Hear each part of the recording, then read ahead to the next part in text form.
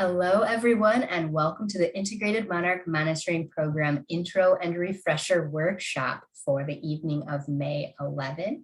I am Jennifer Thiem, a Science Coordinator with Monarch Joint Venture, and we'll be joined shortly by Kristen Nelson, another Science Coordinator with our organization. Thanks for joining today. So you might already be familiar with the goal of the Immp. The broad overarching goal is to monitor monarchs and evaluate their habitats to inform conservation efforts. So that's a big, broad overarching goal. There are some objectives within that. We have a great video, the Immp overview video on our webpage that tells you a little bit more about the history of the Immp, why it looks like the way it looks, and what those finer scale objectives are. But kind of big picture is that we really just want to learn about monarchs, their habitats. We want to better be able to conserve them. So these data, and there's a lot of data that have been collected, get to feed into a lot of models, a lot of research that's going on to better understand monarchs and their conservation. And to give you just a tiny little snippet of what has been found and who's been participating, it would take a long time to summarize all the results from the Immp and all the papers that have been published from it. But a little sneak peek and a snapshot of some findings. First off, there have been over 1,000 sites surveyed across the US. It's been used in over 30 states, and over 200 participants have participated in it. And that's a really conservative estimate. I don't think it includes this year at all. So we've got hundreds of people involved. It's really exciting to see these data roll in. Some research that has been underway using the Immp on specifically conservation lands. So this is kind of a subset of our data set. There was a big research project that looked at monarch conservation sites along the kind of eastern flyway, sort of from Minnesota to Texas, and found that there was a higher milkweed stem density on northern versus southern sites.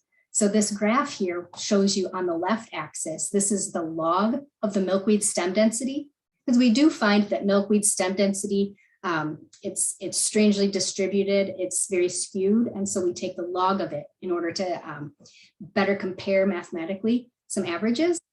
So the milkweed stem density, log of the milkweed stem density in northern sites, so like Minnesota, Wisconsin, Ohio, Michigan, Indiana, Illinois, they have a higher milkweed stem density than southern sites, like our Texas and Kansas, Missouri sites. And when we look at a little finer scale, we looked at Chicago area versus Twin Cities area sites. And we found that within that region, the milkweed stem densities were pretty darn similar. Statistically, they were the same between those two areas. So it gives us an ability to see where we have more milkweed, less milkweed, and at what scale that's occurring. We also learn about monarchs themselves. So we've found that on these conserved lands, adult monarchs tend to be more abundant when blooming plants are abundant. So that's what this graph is showing. As we move to the right on the x-axis, our blooming plant frequency is increasing.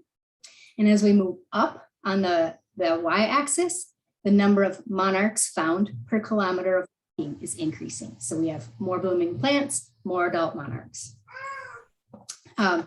We've also observed at least 22 nectar plant species that the adult monarchs have been observed nectaring on.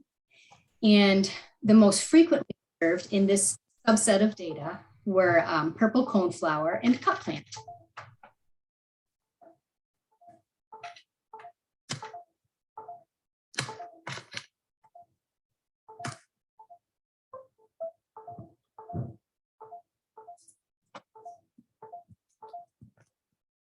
Now, excuse me, the Immp is a key piece of the Immp is the ability to gather data from sites that are representative of the landscape. So while there's advantages to monitoring a beautiful park, that doesn't tell us that much about what's available to monarchs as a whole and how monarchs are using that broad landscape in all that area that's not your park. So there is an important piece of the IMP that it includes monitoring on random sites. The IMP, there's training videos on this. It identifies specifically selected random sites to monitor. So these are spatially balanced. These are not like just going to your favorite park in your backyard, which tend to be clustered around urban areas. The random sites also give us a glimpse at what's happening on land uses and areas that are often overlooked, such as agricultural fields or private lands or harder to access areas. But that said, there's also value to monitoring on the sites that you are interested in. So it's worthwhile monitoring these sites that you care about. It's worthwhile monitoring these sites that you manage. So you can also conduct the IMP at your local park or in your backyard and on other sites of interest to you. And this is important because it helps us understand how habitat changes over time with management. A lot of these sites that people choose to monitor are managed sites. It also gets us an abundance of monarch data because people tend to pick maybe biased sites that do have a lot of monarch activity. And so from those sites, we do oftentimes get more information about maybe monarch reproduction or monarch use on a site. So with regard to those two site types, we have two separate training videos that would walk you through how to pick out and name your sites for whether you're doing a random site or a self-selected site. So I'd say watch the IMP overview video, get a feel for what you might do. If you already know where you want to survey, you're probably going to do the self-selected one. Watch that video. I think they're both about 9 or 10 minutes. If you're interested in a random site, we'd love to help you out with that. So feel free to contact us. Random sites, we could always use more random sites being surveyed. They are very representative of the landscape. They're designed to be that way, and we can help you out with that. So check out that training video if you're interested. We're gonna practice shortly with a self-selected site, and we're doing that because a lot of people who get involved in IMP do that because they're interested in a particular site. And so that's just how we're going to practice today. But a quick look at the IMP structure is that there are two required activities. There's a site description. So every time you go out to your site, you have one data sheet that you're going to fill out no matter what other activities you're doing. This site description gets some basic information. It tells us where the site is, gives us coordinates. You get a little bit of information about the vegetation growth and the landscape, what it looks like. So you do that every time so that you can record how things change. Hey, there's a lot more forbs on the landscape. Hey, some management occurred. I think I need to record that. And then there's the conservation management history form that applies to sites that are being managed. You would fill that out once a year, just make a list on this form of all the management that occurred, and you can enter that into our data entry system. So those are the only two required pieces. Then you get a lot of options. So there are 4 optional activities within the IMP. We'll walk through these really briefly, but there are training videos that walk you through them thoroughly and show you how to fill out the data sheets. The optional activities are a milkweed and blooming plant survey. That takes about 1 to 4 hours to complete. Depends kind of on the size and diversity of your site. Activity 2 is a monarch egg and larvae survey. So that's looking for monarch eggs and larvae on your site. And that takes 1 to 2 hours. There's an adult monarch survey, which is about half an hour long. You're walking basically the perimeter of your site and recording adult monarchs. And then there's an option to rear monarchs, rear larvae from your site. And that that is to determine parasitism and survival rates. And then those results also get reported to existing programs. So Monarch Health, Project Monarch Health records Ophrocystis electrosclera, OE. And so we report those findings to that project.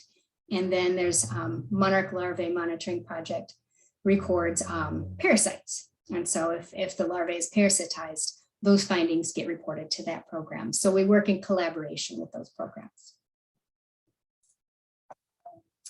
So we do offer guidance on our website of how frequently to do all of these.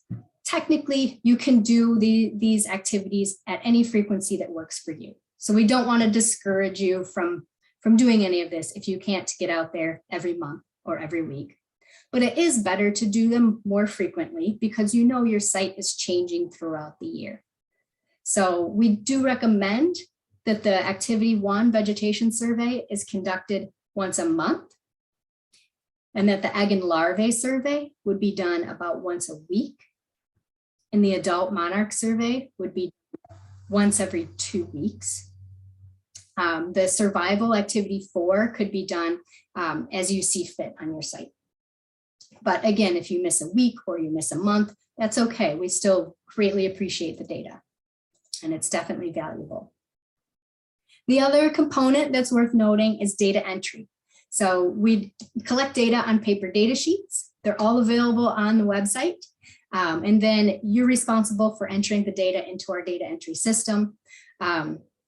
We at MJV will proof them at the end. We'll proof a subset. So we'll walk through today a little bit about the proofing, or excuse me, about the data entry.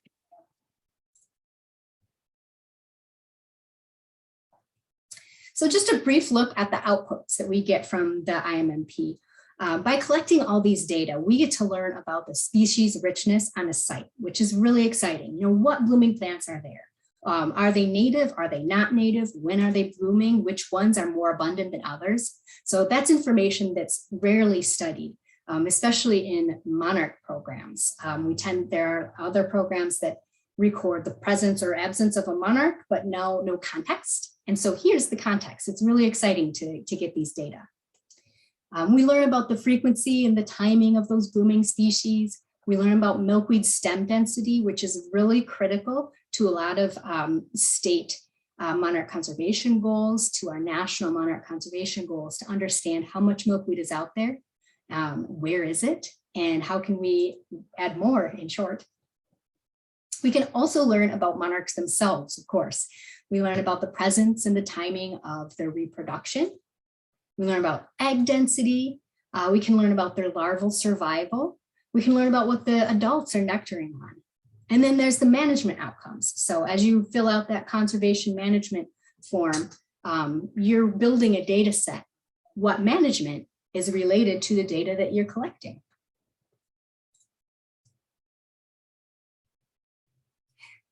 So I'm going to talk a little bit about site selection, description, and registration, and then we're going to practice with a self-selected site. So we'll jump in here. The first thing that you need to do is select your plot shape. So this is a brief look at how you can select your plot shape, but there's a training video that walks you through the decision making that is behind all of this. There are a couple different shapes that your plot could have. The first one, ideally, the Immp occurs on sites greater than an acre. It's best suited for that because you can get more detailed vegetation data on a site that large, but it still can apply to smaller sites, and we'll talk about those too. So the standard rectangle is a 50 by 200 meter rectangle that would go on your site. It can face north or it can be oriented if your site is off to diagonal. The training video walks you through how to rotate this plot if you need to rotate it.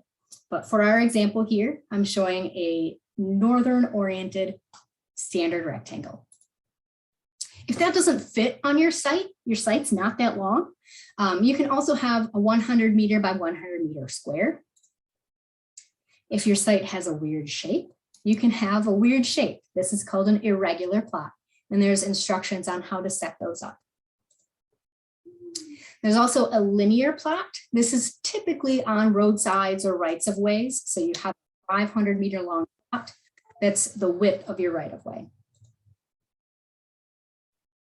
And then a census. So if you have a very small site, a census survey is the one that you would choose.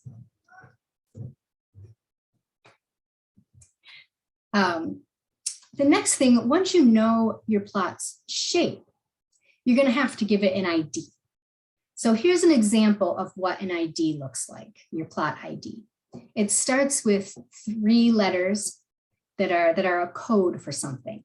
Then there's 6 digits in the middle, and then there are 6 more figures at the end. So it's kind of long, but it's a step-by-step process, and all of those numbers and letters mean something.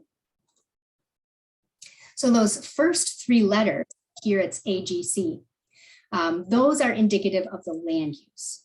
So we have a little table in our guidebook that tells you what code to use for your land use. This AGC happens to be an agricultural conservation land.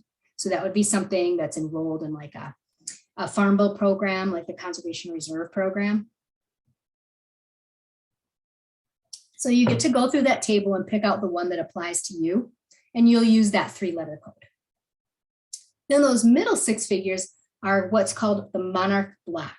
So we have this grid on a map that you can access that has squares or Monarch blocks over the whole US. And all those blocks are numbered. So you're just going to pick out the number associated with the block on your site. And then there's 6 figures. So here's a quick look at some of the most common land uses we use. So you might be monitoring at a park. That's probably a protected grassland. You would probably use the letters PGS. Maybe it's your backyard or some private residence. That would be an unclassified grassland, UGS. There's a few others and more that are not shown here. The Monarch block we'll get from the Immp map. We'll practice that in just a minute. And then your 6 figures are generally going to be SS for self-selected. And then maybe your 3 initials or 3 letters for your park name. And then the number 1, or if you have a second plot, the number 2, and if you have a third plot, the number 3, and so on. So that's where we get our AGC, our agricultural conservation land, our Monarch block that it was in. It was self-selected, maybe it's MJV's park, and it's our first plot there.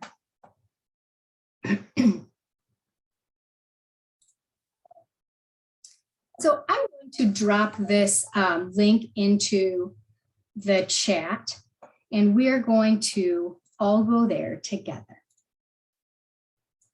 So this is the link to our self-selected site map. So this doesn't show the Immp random points on it. That's a different link. But if you want to do random sites, yeah, it shows you that link in the video.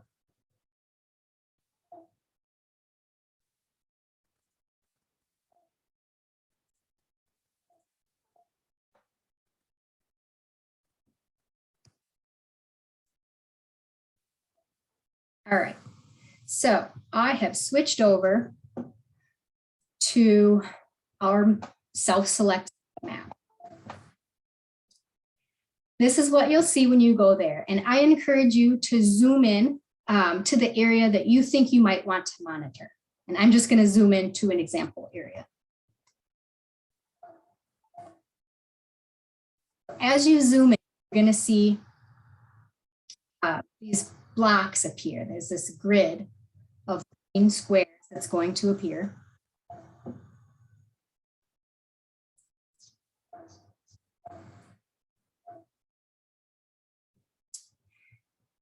Like this. I'm zooming in to let's say a park, a preserve that I want to monitor. So I know that it's a park. And so the land use code is going to be PGS. Let's say it's at this Todd Nature Preserve. There are actually 2 monarch blocks that overlap the Kitty Todd Nature Preserve. And that's okay. We're just going to pick the one where our monitoring plot will fall. So I want to monitor this big open area on the right in this block. So we're going to have PGS. And then we zoom out. What did our numbers say? 61455. So that's our monarch block. We just need to make sure that it has 6 figures. So we're going to put a leading 0 in front of it. So we're working toward it. Our plot ID is going to be PGS for our protected grassland, then 061455. And then a little bit of flex here for the last 6 figures, but it's probably going to be something like SS for self-selected, KIT for Kitty Todd Nature Preserve, and the number 1. For anybody this on their own site or live on their own computer, do you have any questions? Feel free to pull yourself off mute or throw a question in the chat.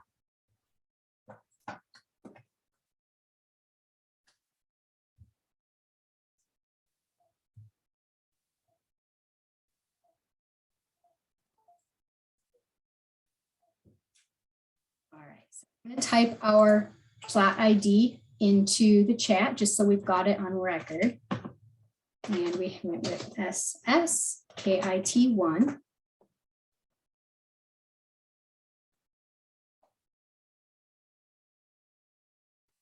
All right. And we'll flip back over to the PowerPoint presentation. Hey, Jen, while you're dealing with that, I've jumped on here and there's a great question in the chat that I can maybe help address while you do computer stuff. Real quick, everybody, I'm Kristen and I'm the other science coordinator with MJV. I'm based in California. And so the question here, what are the leading letters that you would use if it's not a self-selected site, but a random site? And that's a really great question. So if you're, and I missed the first part, so I don't want to jump out of context here, but if you're picking a randomly generated point that comes with a number and say it only has 2 numbers, it's 0.57 of a given block, you would still just use enough leading zeros to get it to be a total of 6. So in that case, it would be 4 leading zeros ahead of a 57. Hopefully that answered the question, or feel free to chime in if that did not answer the question. And this is what that would look like for that would be just the last part of your site name, your site ID. All right. Kristen, do you see the site selection map up? I do, yep. Okay, great. So this is the random map. So this is an example of where you'd get your number if you're doing a random site. So you zoom in and you actually see these random points pop up.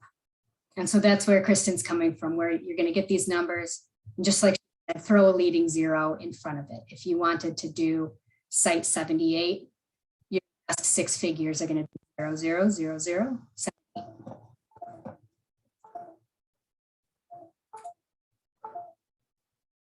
All right. So I think that was it for getting your plot ID.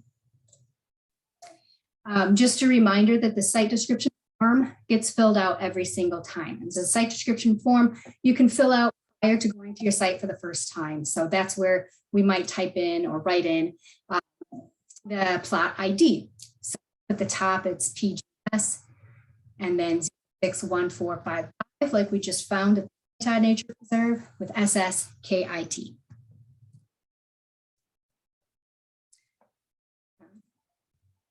We can also put our plot coordinates in there. So if you watch the training videos, they're going to show you how to find a plot coordinate. So what is that corner of where your standard rectangle falls? How do you get that GPS coordinate?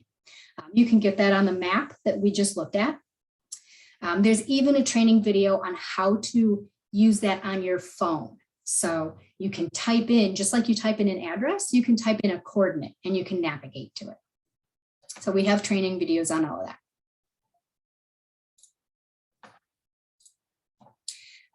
I do just want to throw out one alert, little FYI.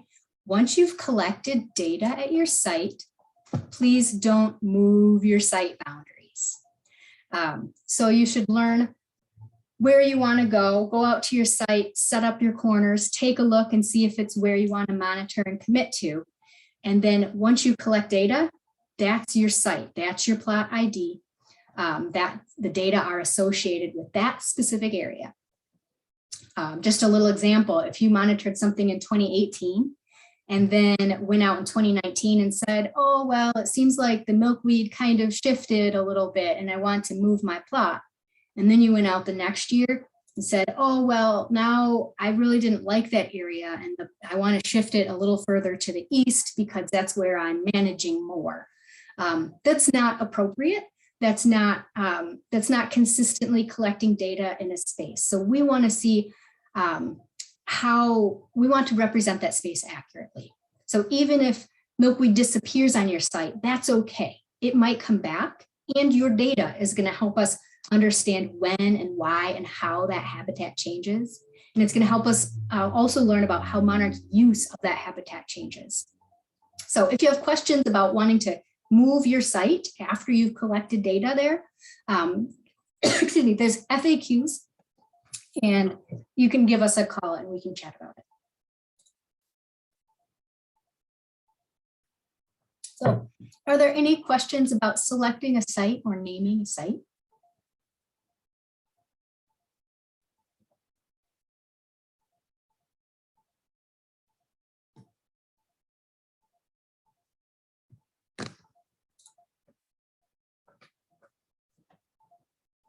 And Kristen, you'll just help me keep an eye on the chat if things roll in. Got a little quiz here. So feel free to throw this in the chat or pull yourself off mute. How often would you conduct a site description?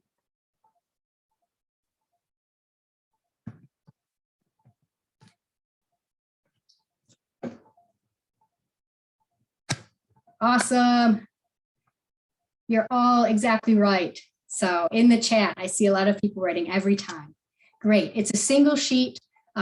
You only fill out both sides of the sheet the very first time of the year. And every time after that, you're just going to fill out the second page. Is it worthwhile to use my yard as a site?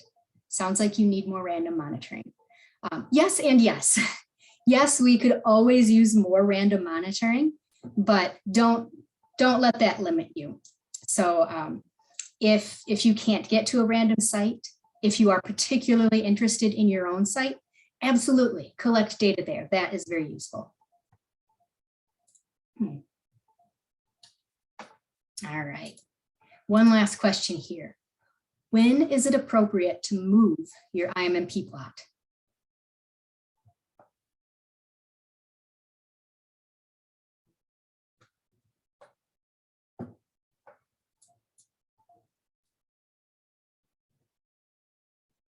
Great. Okay, my message has gotten across. Don't move it, especially after you collect data. If you haven't collected data yet and you want to shift it, go right ahead. But if you want to monitor somewhere else, have a chat with us. We'll help you maybe set up a new plot, a side-by-side plot.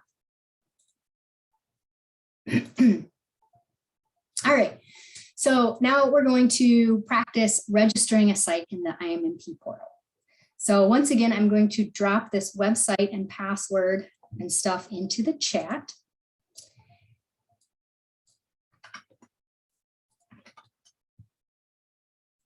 And feel free to navigate there yourselves, or I will have it live up on the screen.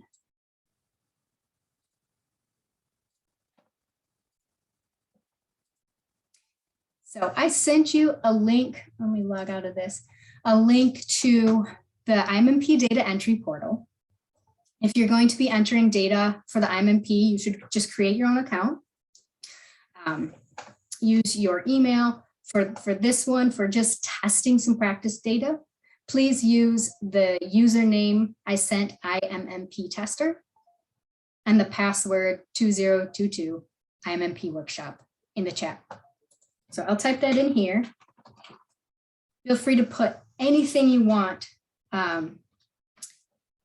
in here just to test. This is a test account. It'll all be deleted. Practice as much as you need to be comfortable.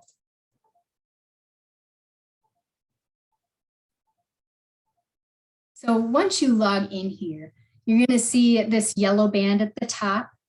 That's kind of your guideline to data entry. We talked about choosing a site. So if you need a refresher or if you need a link to those maps, like the random site map, the full screen application, those maps that we just looked at, they're here. It looks like a lot of you are comfortable with that, choosing your own site. Now we want to register one. So I'm going to register the site that I just looked up at Kitty Todd. Is this, yes, this login and password will be active at least through the month of May. So I'm going to click down here, register a new site. And feel free to do this on your own screen with your own site right now. Just recognizing that this is practice data. And if you do it for real, you'll have to create your own account and enter it into your own account. So the first question is, are you doing a random site or a self-selected site? So I'm going to start with self-selected. That's what we're practicing right now. Our block number was 01645. ID was self-selected KIT. And I already registered KIT1 in another session, so I'm going to register KIT2. That state was Ohio. So a lot of helpful drop-down menus here. If you want to name your site, you can. Otherwise, it's just this block and point number that are going to pop up for you every time. So I'm going to call it Kitty Todd Test Site 2. Do you own or manage this land? For this, I'm going to say, yeah, maybe that's my preserve that I'm working on. And I submit. Oops. There you go. It won't let you be an idiot like me. The county, I think we were in Lucas County. All right. Your site was successfully registered. So now your site will appear in the drop-down menu when you enter data. So feel free to work your way through this in your own site if you want to practice. Then I'm going to go over here just to show that it's available. When I want to enter data, I'm going to click on the yellow ribbon, enter data. I'm going to select a site, and I think I can hit Kitty Todd. I'll start typing that in. Kitty Todd Test Site 2. So that's what I just registered. And we want this year's data. So it'll say select a year. I'm going to enter 2022 data. And you have to start with a site description. Remember, that's required every visit. This data entry forces you to do it. You have to enter a site description, and then you can do the other activities.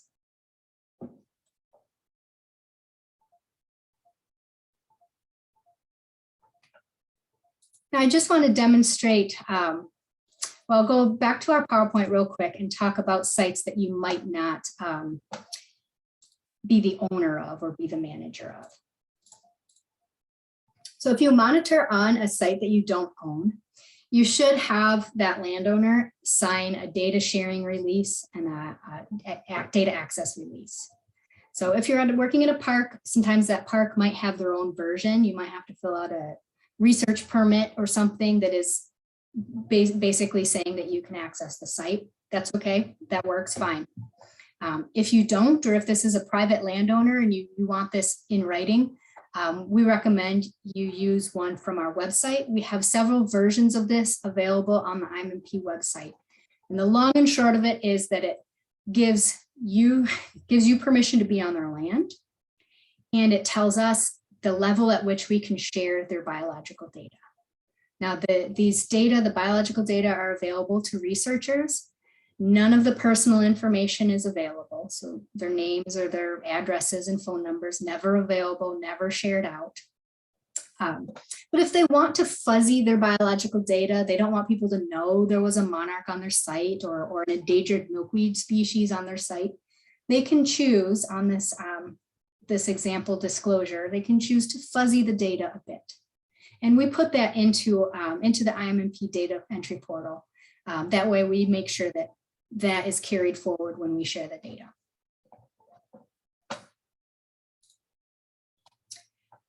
Just a little note that the conservation management activity is conducted annually. So that also goes, it's just a single sheet, and that gets entered into the Immp portal as well.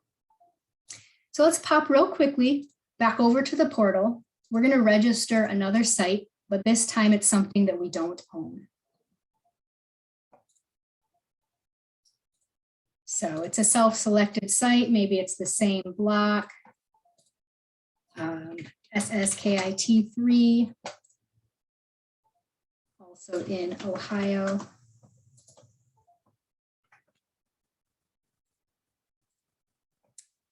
In Lucas County. Todd test site 3, and this time we don't own or manage this land. Do we have permission? Yes, we did get permission. They'll sign on that waiver what our permission date is through, and you can recommend however long you want it to be. So let's say we have it through the fall of 2023. Pick a date. Did they sign the landowner waiver?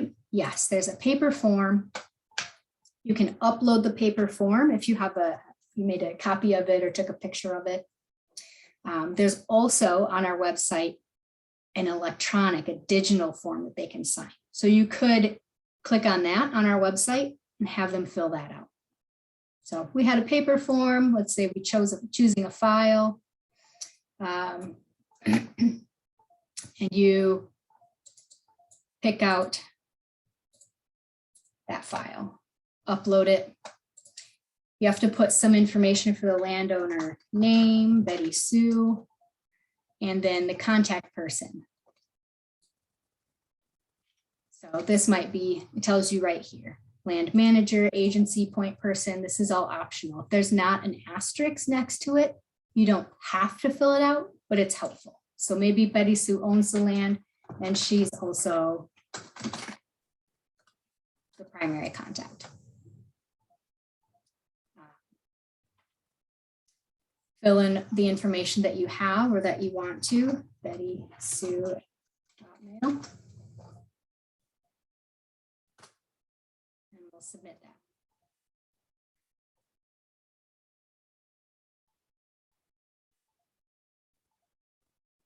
All right, and then it'll tell you that your site was registered.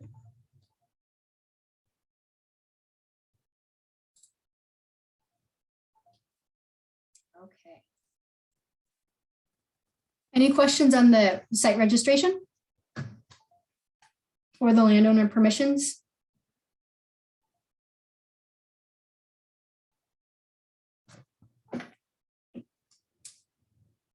All right, so we'll jump into activity 1. Just to note that this, again, is not a full description on how to conduct activity 1, but a general overview to help you decide if you want to do this or not. Activity 1 is the Milkweed and Blooming Plant Survey. It has 3 main components. So if you conduct all of these components, it might take you 1 to 4 hours. If you have a standard 1 hectare plot, like that 50 meter by 200 meter plot, and collect all those data, it'll probably take you closer to 4 hours, at least the first time that you do it, just because it takes a little time to get in the groove of moving a transect tape and sampling frame up and down the plot. But it does go faster every time you're out there. You can start it as soon as milkweed emerges in your area, or as soon as a monarch monarchs may be in your area, and you end it when monarchs leave. And so that timing actually allows for a pause in data collection in areas in the south. So for those people joining us from Texas, in the summer, when you don't have much monarch activity, they've already passed through for the spring, they haven't come back down for the fall. There's a period where you can cease doing this. Same goes for all the activities. Only do the Immp activities when monarchs could be in your area. Hey, Jen. So the three main components are a milkweed stem count, a blooming plant frequency, and the meander plant list. So the milkweed stem count is walking, in short, it's walking up and down some transects, counting milkweed stems. The blooming plant frequency survey is putting down a sampling frame. So a 0.5 meter by 1 meter frame and recording blooming plants in a certain way. And then a meander plant list is just making a list of everything else that's blooming that wasn't in your plant sampling frames. So that just makes sure that you have a full list of everything that was on your site. So a quick look at this, how this might look on a typical 1 hectare site. So these are bigger sites bigger than an acre. You can put these transects down them. Here's our 200 meter by 50 meter plot. It's running north. We're going to start at that red dot. And so you would start at the red dot, walk all the way up that 200 meters, sampling your blooming plants and your milkweed, and then walk halfway over to the middle here and survey all the way back down the middle, and then walk over to the remaining side, the other long side, and survey halfway up. That's a total of 500 meters of surveying. That gets us 100 subplots. 100 times you're going to put that little sampling frame down and record plant data. Keep in mind that this is nearly 1/2 mile of walking. So whatever your site looks like, you're going to be going through this for at least 1/2 mile up and down and up and down. So be prepared, bring lots of water, see if this, make sure this is something that you're up to. And if it's not, there are other activities that you can do that maybe don't have this much walking and bending over. A little tip, when you're walking between these transects, don't survey along right between them. So you're only surveying for your blooming plants and milkweed along the black dotted lines here. These are your survey transects, up, down, and back up. You're not surveying as you walk from transect to transect. Couple little tips. It's very helpful to have 2 people. You're going to be reeling out a transect a bunch of times. You're going to be bending over recording data. It's helpful to have somebody to record the data for you. So 2 people makes it very efficient. You can mark your corners or mark the transect start and end. That way you don't have to have your compass out as much as you would otherwise, and you can just run your transect from flag to flag. Your irregular plots, if you have something that's a weird shape, there's guidance in our guidebook on how to set up those transects, how far away to space them. You might end up with just under 100 subplots. You might only fit 85 or 90. That's okay. We understand that there's a place to record how many subplots you surveyed. You're getting as close as you can to 100. And we know based on your plot shape that it might not be a full acre. You can also count milkweed along the entire transect instead of just subplots. So the video goes into more, training video goes into a little more detail, but imagine here that this is dotted line is your transect. You're surveying along it, and the red areas are the places where you're placing your sampling frame and recording blooming plants and milkweed. Your green dots are your milkweed. So in some areas you have a lot of milkweed, you're comfortable that you're collecting representative data.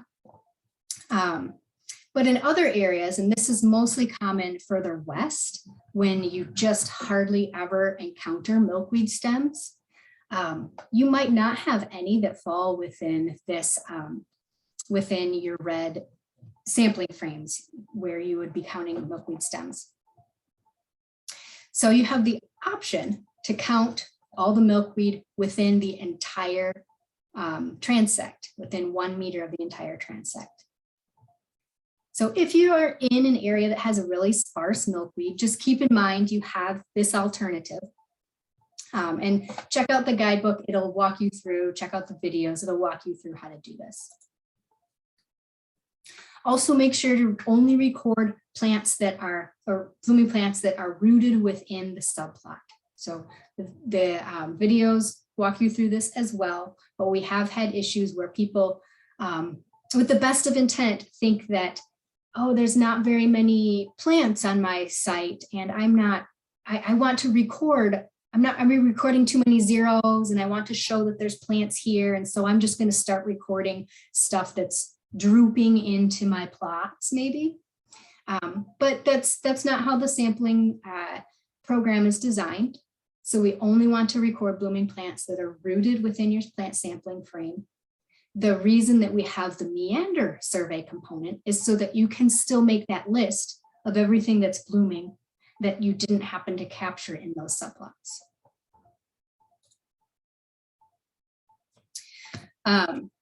Also check out our FAQs. Anytime you have a question, feel free to shoot us an email or check out the Immp FAQ page. Just a quick note also that there are some options within activity 1. So if you don't know your blooming plant species very well, first off, you can record them to genus. Second off, there's what we call level B that allows you to just record the presence of a blooming plant without actually identifying it. So that's an option you can learn more about in the training video. These 2 portions are actually optional. So if maybe blooming plants are of no interest to you and you only want to be counting milkweed stems, you can do that. You can exclude the blooming plant surveys. The data entry will ask you, did you record blooming plants? And you can say no. Same thing with the milkweed. If you, for some reason, don't want to count milkweed on your transect, you just get to record that, no, I did not do a milkweed stem count. Activity 1 on a small site, so something typically less than an acre, is basically just the milkweed stem count and the meander plant list. There's no transects, so you're not going to get the blooming plant frequency.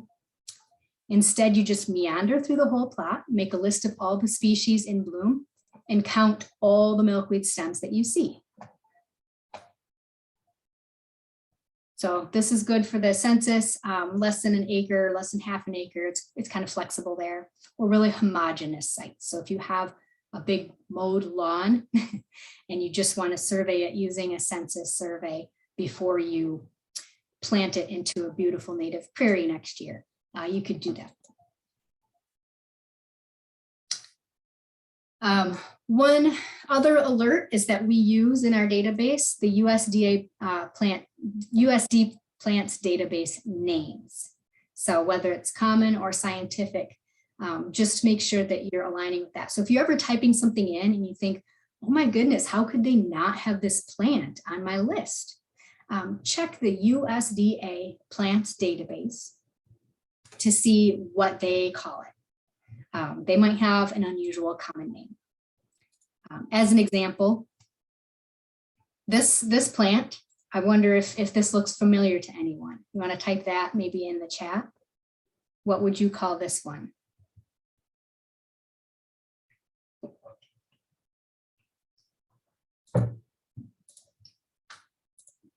Coyote Thistle, that's a new one. Yeah, rattlesnake master is what I've commonly called it. Coyote Thistle, maybe out west. So rattlesnake master is not in the USDA plants common names. So if you typed in rattlesnake master as I think 2 words, it wouldn't pop up. The scientific name is Eriginium ucifolium. The common name that USDA plants database has is button erigno. I had never heard of before. I had trouble finding this for data entry. And there are other rattlesnake master species in there, but they're actually different species that occur way in the southeast. So long story short, if you don't find a species in the drop-down list, just take a quick look at the plants database. Button salary. Oh, that's fun. I do see one question back up here about if the landowner fills out the electronic waiver form, how do I access the info? I don't think you actually get to see the final result. So email me if you want to see it, but you'll start the waiver in the form. You're going to fill out your information and that landowner's email. Then they will receive it. They're going to finish it and hit submit. Then it actually goes to MJV. So you might need to ping us to see if they've completed it. Jen, that question came through when you were in the portal and answering the questions about if you have land, if the land is yours, and if not, then do you have permission and how long do you have permission for? And so it's kind of context, like how do they know that information, I think. Yeah. The question. That's a great question. And I don't think it is the final version fed back to your email. So you might not know when they finally sign it. So you actually might need to reach out to us to see if they've signed it. Also, and maybe I'm speaking out of turn and you've dealt with the waivers more than I have, but that particular question, like how long do you have access for, right? Like through the fall or through whatever, is an optional. And so you could actually answer all of the other questions and skip that one and still like successfully register your site. And so yes. Something that you can speak to, is that not desirable or? Oh yeah, it technically you could not fill out a permission through date. Technically you can still register it. All the forms do have that date on there. So ideally they are actually filling in that blank. Okay. And they'll sign that. Great. And hopefully that all of that answered the question, but feel free to chat if it didn't. Yeah.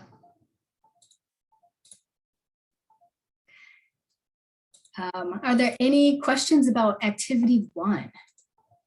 Running all these transects everywhere, recording blooming plants or milkweed or meander surveys.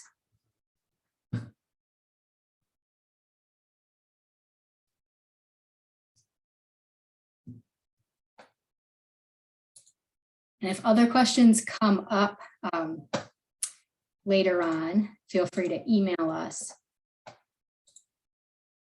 I have a couple FAQs here that come up multiple times in every season. For activity 1, what if my site doesn't have milkweed? So that one, that's totally fine if your site doesn't have milkweed. Your site probably has some other blooming plants that could potentially be monarch nectar resources. There is absolutely value to gathering data on a site that doesn't have milkweed growing on it at the time. You might have milkweed that comes into the site. You might have had milkweed a couple years ago, but it's totally fine to keep monitoring a site with no milkweed. Do I still record a flower even though I don't think a monarch will use it for nectar? The answer there is yes. We are not filtering the data. We don't have a complete list of what monarchs would and would not use to nectar. And so to be completely unbiased and gather most information we can while we're out there, we're going to record all the blooming plants. We're not going to filter it by what we think a monarch would use. And then we're actually building this awesome data set that's applicable well beyond monarchs. So this becomes a big pollinator data set. And we can talk more about broadly nectar resources available to pollinators in general. And then the last kind of technical thing that comes up in the field all the time is, what if I'm running out my transect for activity 1 and there's an obstacle along my way on that transect. We have lots of guidance for you on this. It's in the FAQs, it's in our guidebook. The long and short of it is don't make your transect curve around anything. So you're either going to go right through an obstacle, or you're going to kind of pause your transect and start again on the other side. So you might sort of have this vacant spot where you had to skip over it.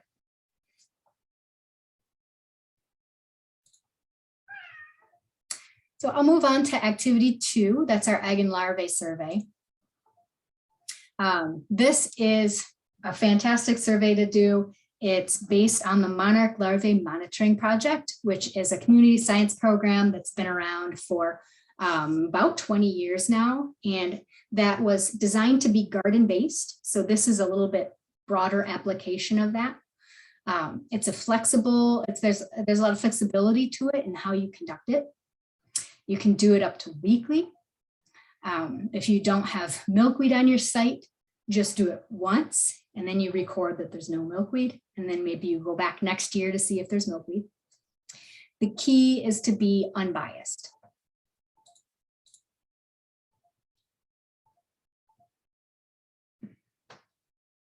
So if you're doing activity 2 on a census survey, let's say here outlined in yellow is my small, like 1/4 acre, 1/10 of an acre garden plot that I planted with some milkweed.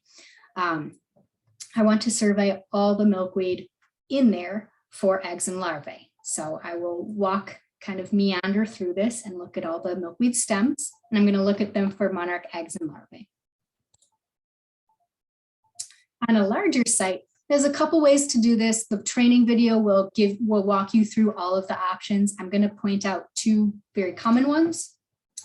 One is to just survey the milkweed along your plant survey transects. So even if you're not actually doing activity 1, the plant survey, you can still walk these transects. You can walk up one side, down the middle, and up the other side. Hold out your arms or put out a meter stick. You're looking for milkweed within 1 meter of that transect.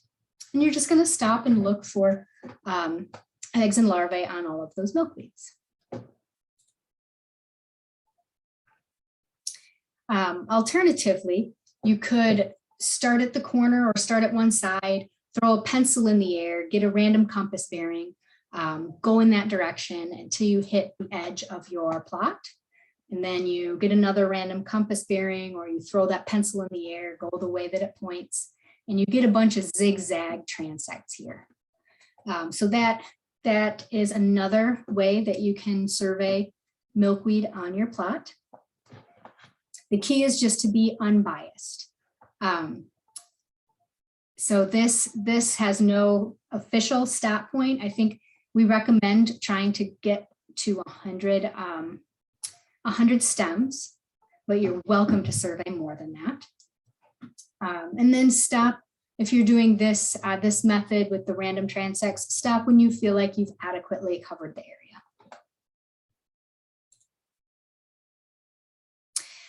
The key is to be unbiased. So I'm going to go through a couple scenarios here.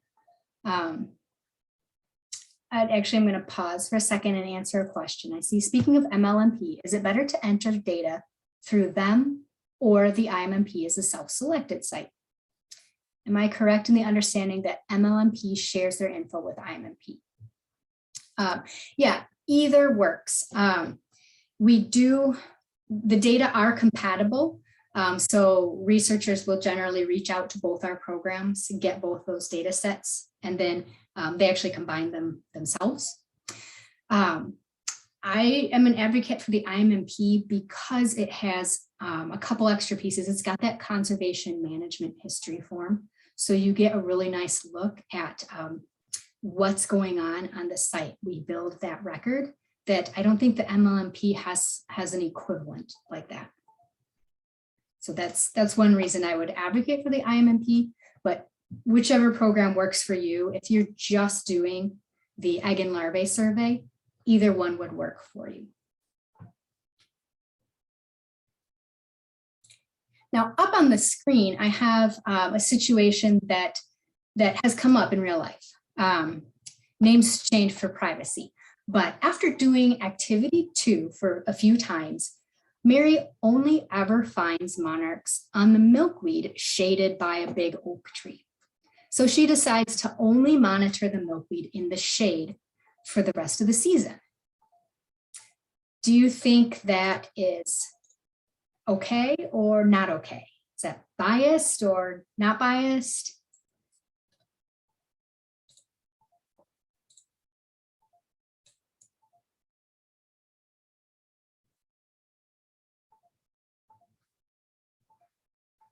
See one response, someone thinks that's biased. It does seem a little biased in there, right? If you're saying, I think that the monarchs are always going to be on this milkweed under the tree, and you only monitor there, we're really missing something.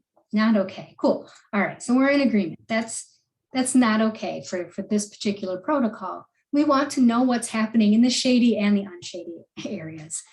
We want to know what's going on kind of in a representative way in the data, in the landscape. Here's another example. Ken notices a few milkweed outside of his established monitoring plot, and he decides to monitor those also. So he includes them in his Immp activity 2 data because they're really close to his plot.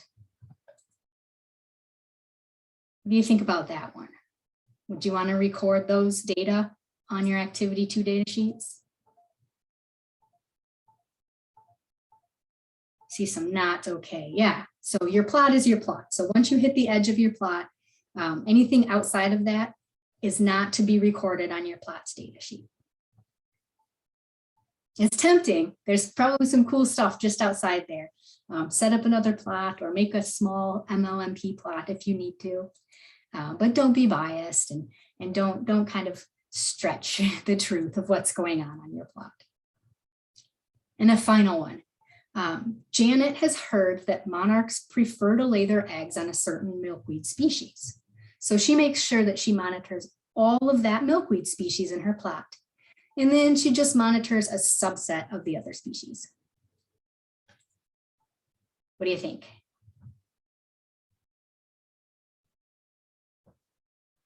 Some not okays, right? Yeah, again, you're getting that biased data set here. And it's, the sampling protocol was designed to be unbiased. And if you follow that, even though you get a lot of zeros, zeros are very important data. Cool, thank you so much for your responses there. The last activity I'm going to cover in this workshop is activity 3. So activity 3 is our adult monarch survey. This records the presence of an adult monarch on a site. We can understand the timing of their activity when they're around, as well as their nectar resources. So how frequently are nectar resources used? What are their preferred species? This can take about 30 minutes. MJV has a Monarch ID training video that shows monarchs and viceroys. Viceroys are common in the Eastern US, and queen butterflies, which occur in the Southwest US, because not all orange butterflies are monarchs.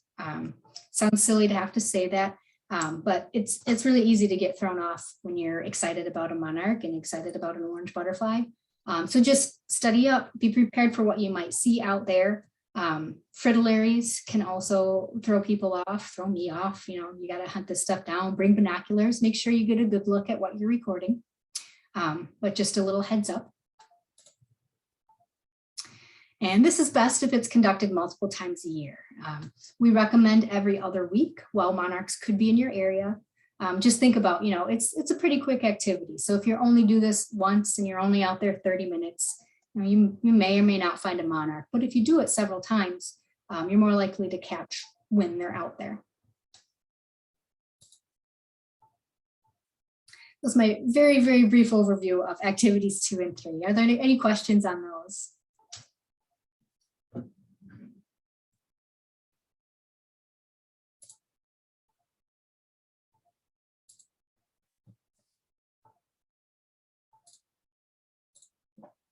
All right. Then I'll move on to the last portion, just a couple of slides here and a little practice for data entry. It takes a bit of time. You can do this at the end of every survey or at the end of the season. We'll send out reminders on the Immp listserv. If you have a really diverse, vegetationally diverse site and you're doing the plant survey, that data entry could take you about half an hour for the plant survey. Other than that, everything's about 5, maybe 10 minutes. So I'm going to pull up the data entry portal again, and I welcome you to. And in your test site, feel free to just poke around and enter any test or practice data. But I'm going to enter a little bit of example data just so we can get a feel for it. So in our portal here, I'm going over to enter data. And I get a nice drop-down list of all my sites in the test account. So we'll go to our Kitty Todd test site 2. Hey, Jen, there's a couple really good questions that are related about timing for activity 3, like time of day. And I'd actually love to hear your thoughts on that. Okay. Should you do activity 3? Yeah, at the same or varied times of the day. It would be great to do some varied times of the day. Officially, any time between, I think we even put like 10 and 4, and there's certain temperatures. You're looking for the appropriate conditions. So anytime within those appropriate conditions is totally fine. But it would be nice to get some varied times of the day if you're going at 10 and then maybe 4. If the day will be hot, I prefer to start early, but monarchs may only be out when it's warmer. Is there a temperature that's best for them? Yes, similarly for the adult monarch survey, do that adult survey within the window, and our data sheet actually shows you right on the data sheet what those windows are. I have that here. I'm also trying to pull it up. I don't have it offhand.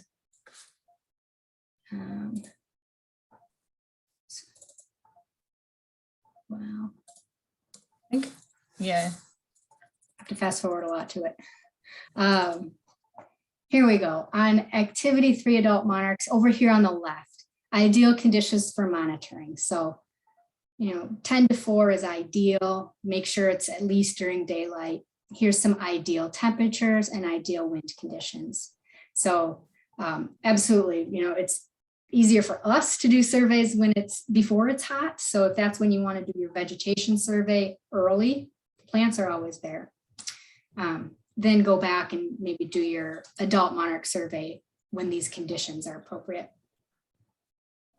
Yeah, which might be just like if you start early with the vegetation stuff, maybe activity 3 just comes sort of at the tail end of that, and maybe you're meeting good conditions, and then pack up and still be out of there before lunchtime or whatever the hottest part of the day is. Yes. Great, thank you for those questions. Thank you, Laura and Sandra.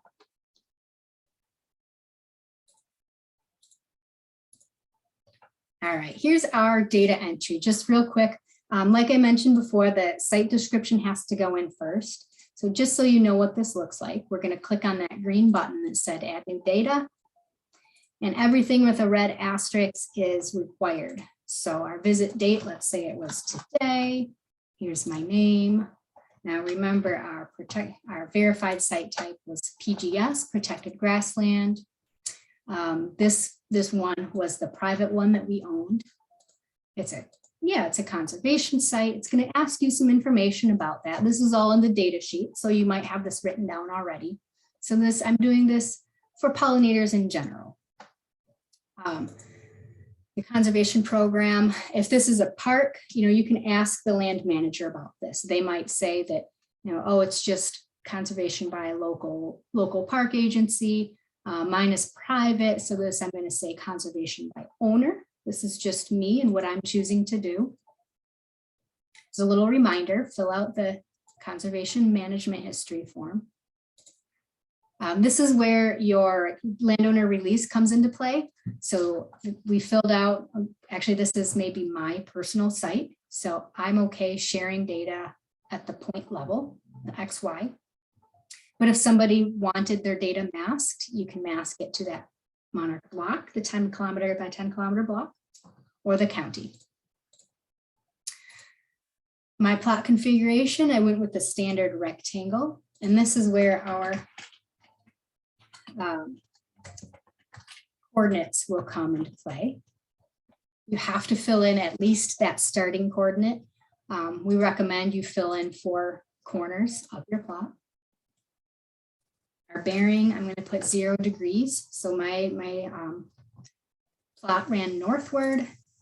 And then once I went all the way up that first edge, I turned right. I turned 90 degrees to complete my shape.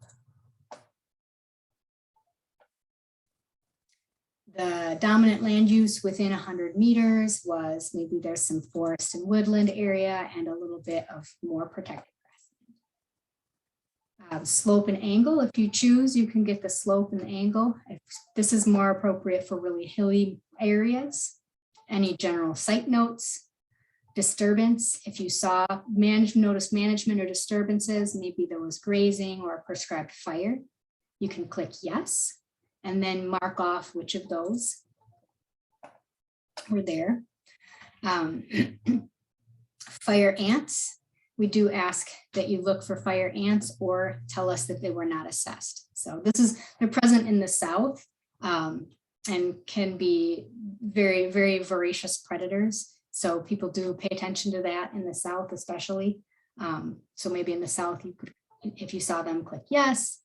Maybe I didn't assess fire ant presence. I wasn't really looking for them. And how much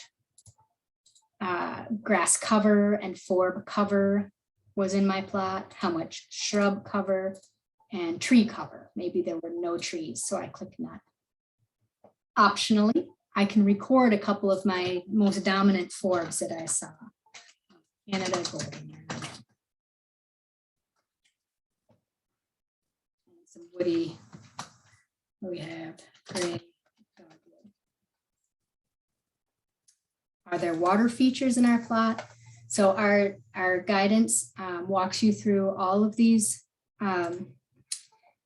fields and how to pick the right options. There was maybe a little bit of bare ground in my plot that I noticed. I didn't look specifically for noxious and invasive species, but a lot of people do like to do that. This is a great way to track your presence of an invasive species on your site. Did I see any miscellaneous monarchs? Yeah, while I was out there, I looked at a couple milkweeds and I found 1 second instar. So I record that I have 1 second instar on site. Since this is just a miscellaneous observation, it's not the formal activity 2. It doesn't ask me for a lot more detail about it. This is just me recording presence of a larvae on site. So let's see, we submit that. It was successfully submitted. So now if I return to data entry, all of these options become available. So now that I entered my site description form, I can go, let's say I did my activity 1 survey that day. Now I can click on that and enter data for that date. So this 5/11/22, that's when I just entered my site description for. And we're going to add a new activity 1 entry for that. So this kind of mimics your data sheet, and our training videos walk you through how to fill out the data sheet.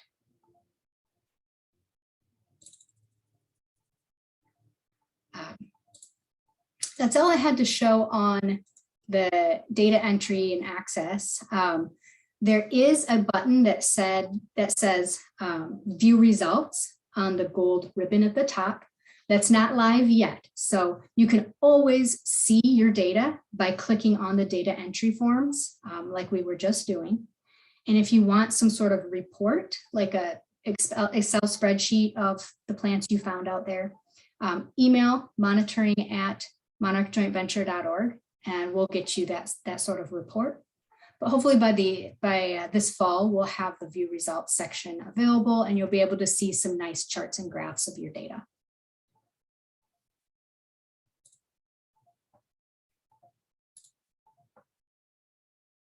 Thanks, Kristen. Instead of old school paper data, is there an advantage to using tablet? We have tried for a couple years, actually, a program called Survey 123. It was an electronic way to record data directly on a tablet. It was actually a really cumbersome program because we have so much nested data and so many big drop-down menus that it was not efficient, and it led to more problems. More people wanted to use the paper anyways. So we've kind of reverted back to old school paper. And the data entry portal is probably not set up very efficiently to enter data directly into the portal. So I do recommend using the paper. Paper is also helpful because at the end we ask people to scan their data sheets or take pictures of them and then send them back to us so we can proof a subset of that. So we'll do that, and we appreciate those people who do send us images of their data.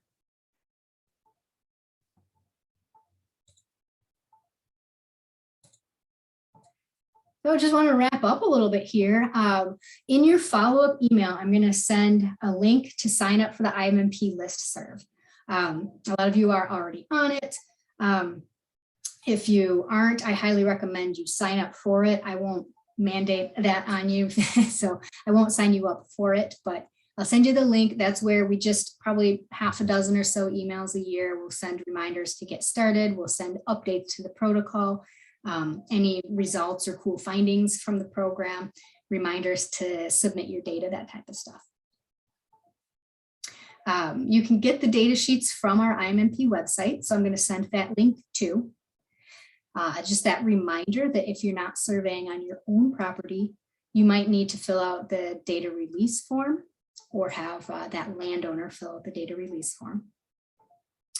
We'll also be sending reminders to get those data sheets for our proofing purposes. So don't throw away your data sheets right after you enter them. Hang on to them or take a picture.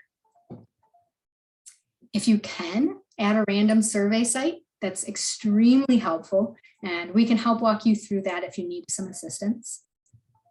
And we'd love for you to stay in touch. So let us know how you're using the data, or if you're working on research projects, if you're training or recruiting or helping other people get involved. We're always looking to grow the program, promote the program, and learn how the data are being used. It's very, very mature program at this point, and I'm surprised by how much the data are being used every year.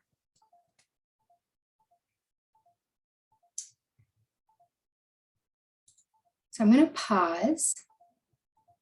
I'm taking a look at one question that rolled in here, but feel free if you have any last questions. We've got 5 minutes here.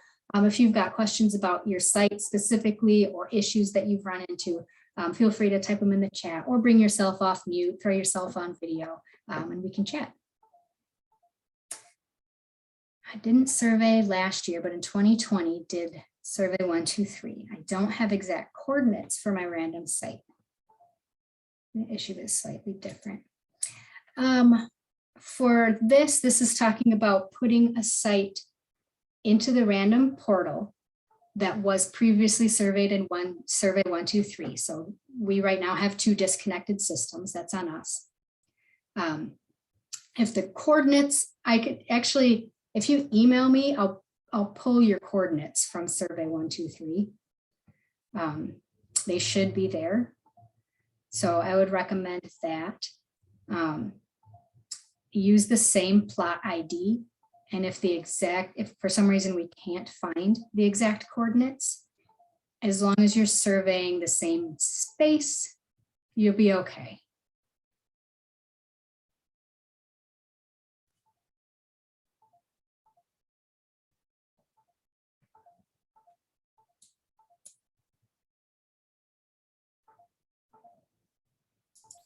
Really great questions, everyone. Don't be shy if you have one. Yes, thank you so much. Kristen, thank you for your help too, and with my intermission, my tech intermissions, Yeah, as no, well as no managing problem. the Q&A. Happy to help. Sorry I was a little late. Oh, that's great. Yeah, I really appreciate everybody who joined today. We have recorded it, so we're going to send a recording to everybody after the show, and we'll send follow-up emails as well.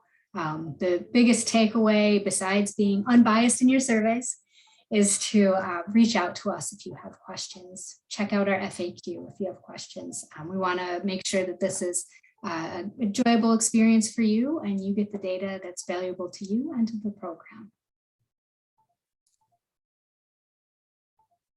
Yeah, and then just a last reminder too that we're doing another one of these next Thursday at 8 a.m. If you have friends, colleagues, or the like that might be interested to join the live session and ask questions. All right. Well, thanks everyone. We will sign off now then. Thank you.